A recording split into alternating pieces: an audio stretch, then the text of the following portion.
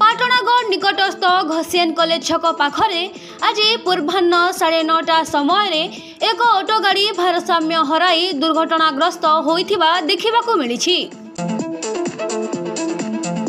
तेबे स्थानीय युवक माने तुरंत घटनास्थल में पहुंची दुर्घटनाग्रस्त ऑटो गाड़ी रहिथिबा यात्री और ड्राइवर को उद्धार करिसंती।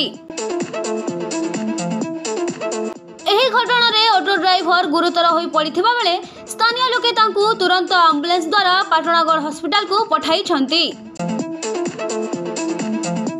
जणे पुरुष एवं 3 जण महिला ऑटो यात्री दुर्घटना रे सामान्य आहत होइथिबा बेले से माने घसियान डाक्तरखाना रे चिकित्सित हेउथिबा जणा पड़िछि।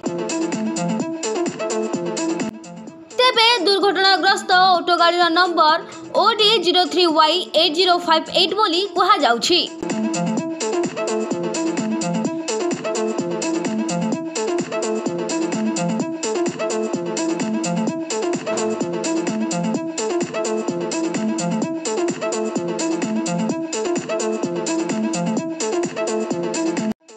नलकूप खनन पई प्लान करुछंती कि तेबे निश्चय जोगाजोग करंतु बाबा बोरवेल।